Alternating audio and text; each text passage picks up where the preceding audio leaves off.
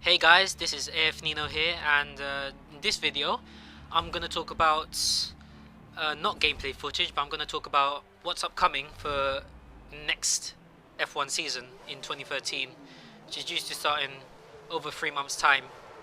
And I'm going to have some F1 footage of various sprint races in the background so I don't bore you just talking. To talk about, first of all, talk about the driver lineup, and just to put it out there, there will only be for the new season 11 teams, and 22 cars on the grid. That's because HRT have been omitted from the 2013 entry list. And so let's say the story. From about over a month ago, HRT were put up for sale by their owners because they've had financial difficulties since they entered F1 about 2 years ago. They've always had financial difficulties, and their recent move to Spain earlier this year seriously backfired. The Spanish economy is in tatters, so it really hasn't worked out for them. So they were up for sale, and they needed to find a buyer before the 13th of November so they could pay their entry fee. Otherwise, they wouldn't be in the next season. And they ended up not finding a buyer. And when the entry list was released, HRT weren't there. So it will look like that we will have only 11 teams on the grid next season. So first talk about the driver lineup, what's already confirmed and what could come up. So what we already have in Red Bull, we have obviously Vettel and Webber. McLaren, we have Button and Sergio Perez, who's going to replace Lewis Hamilton. Hamilton's off to Mercedes with Rosberg. At Ferrari is going to be Alonso Massa once again. At Lotus, this is an interesting one. It looked to be like Raikkonen and Grosjean were going to be there for another year. Raikkonen is, but recently there's been no confirmation on Grosjean's place, and recently there's been speculation that he could be replaced by various drivers, Kovalainen one of them, and I would rather see Grosjean give another gear because he's had some good performances. I know he's more famous of various incidents on the first lap, and but you know, he's had good performances, and I'd rather see him keep his seat at least for another year. And then at Sauber, they changed both drivers. It's going to be Hulkenberg, who came from Force India, partnering Esteban Gutierrez. He's promoted as test driver, and in Force India, Di Resta is there, but his teammate not confirmed yet, and it could really come from 3 people. It could see Adrian Sutil return.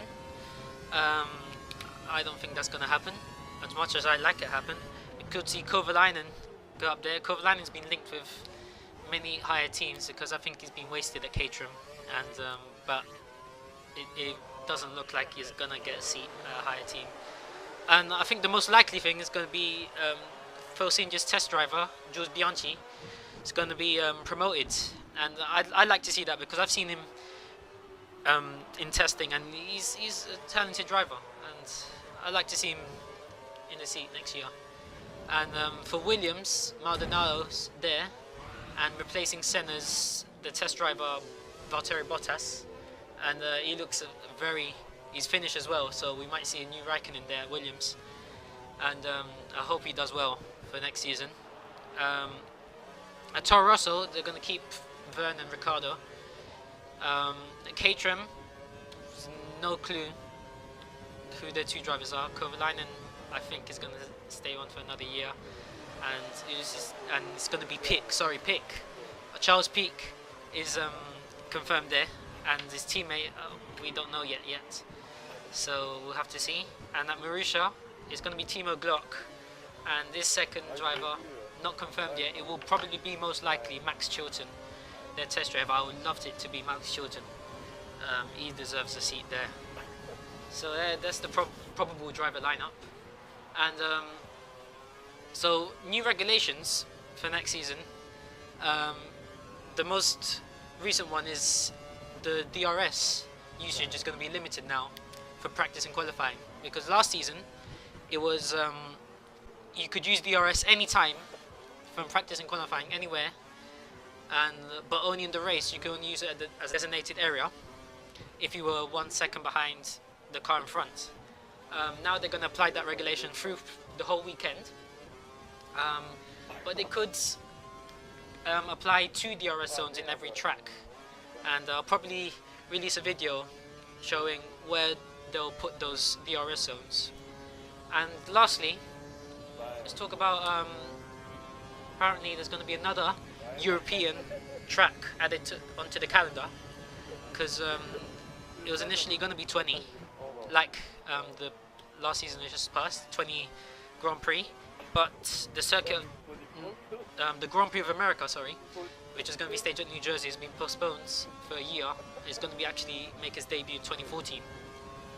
So be down to 19. It looked to be down to 19, but recently the FIA put the German Grand Prix forwards a week to make space for another European circuit to be added to the calendar. We still have no idea whether the German Grand Prix is going to be staged. It was initially going to be staged in the Nürburgring, but they've entered financial difficulties, so that's not been confirmed yet.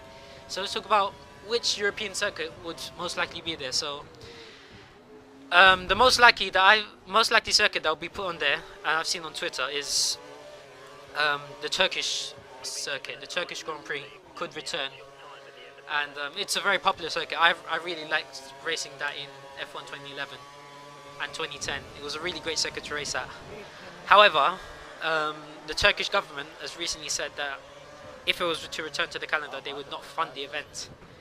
So that's going to be a problem, because that was the primary reasons that they were not on the calendar for 2012, that they had funding issues.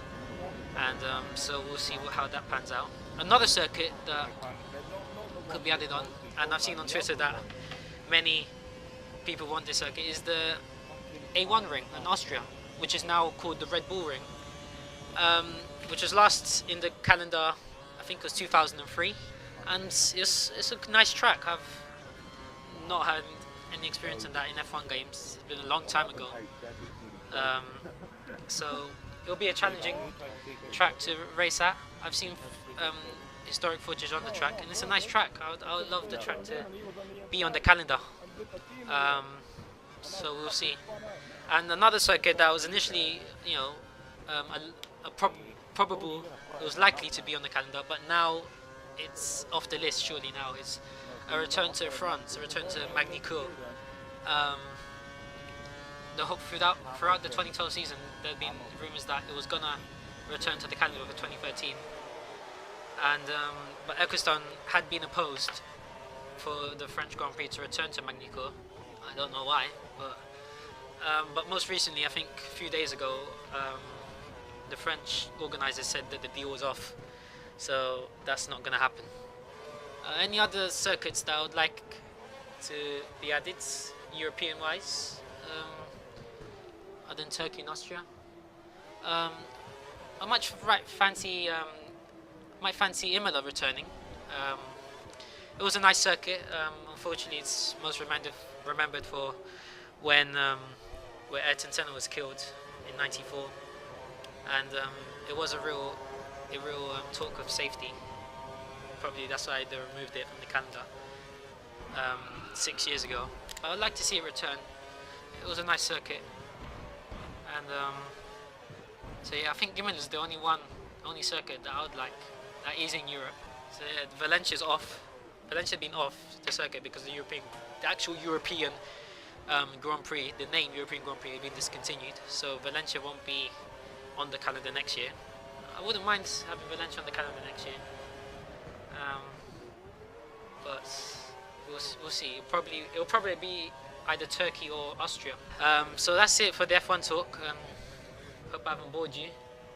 And so yeah, guys, this has been AF Nino, and can't wait for the new season to come up in over 3 months' time. So can't wait for that. Please like and subscribe for more videos coming up, and I'll see you guys later.